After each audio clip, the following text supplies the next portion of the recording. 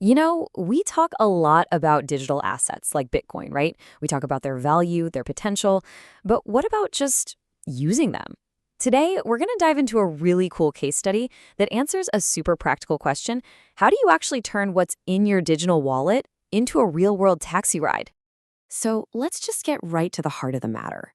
For the longest time, the biggest challenge for crypto wasn't about getting it or holding it. Nope. It was actually spending it on something you could, touch and use in the real world. I mean, it seems like a simple question, doesn't it? You can tap a credit card, you can hand over some cash, but trying to use a digital currency for something immediate, like hailing a cab, that's always been the tricky part.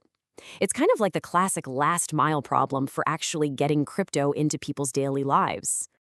Well, this is where a whole new wave of apps is trying to step in and build that exact bridge. So let's take a closer look at one of these solutions and see how it works. Meets BTCTaxi. I mean, the name pretty much says it all, right? It's a super straightforward app with one very clear goal. Connect someone who has Bitcoin with a taxi driver who's ready to accept it. It's all about creating that direct link, taking out the middleman, and connecting the digital economy with the physical one. And here's the key thing. The app's main promise is right there on the screen. It's not about cashing out first or going through some clunky third-party service. The whole point is to make a direct transaction happen, just you and the driver right from your phone. Okay, so that's the big idea. But how does it actually work when you're standing on the street corner? Let's break down the experience, which, by the way, is designed to be incredibly simple. So you fire up the app, and the very first thing it needs is access to your GPS. Now, yeah, tons of apps ask for that, but for BTC Taxi, it's not just a feature, it's the engine that makes the whole thing run. If it doesn't know where you are, it literally can't do its job. The whole process is meant to be dead simple. Just two steps. First, you flip on your GPS. Then, boom! The app shows you a list of all the Bitcoin-friendly taxis around you.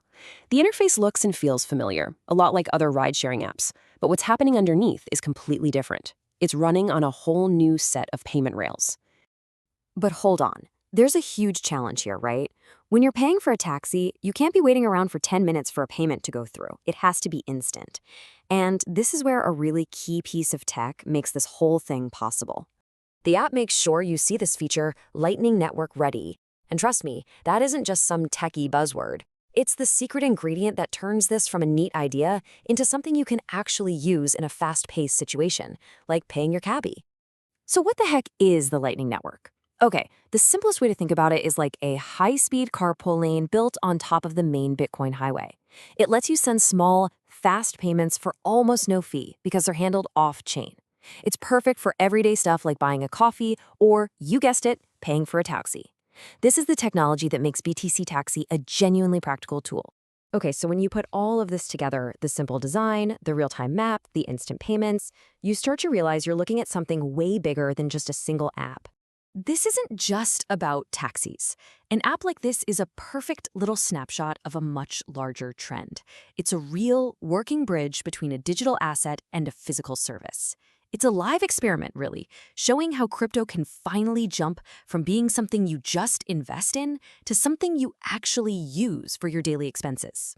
And all of this leaves us with a really fascinating question to chew on. As these bridges between our digital and physical lives get stronger, faster, and easier to use, are we seeing the very first steps toward a world where we don't even need physical wallets anymore?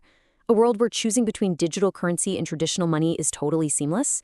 It's definitely something to think about.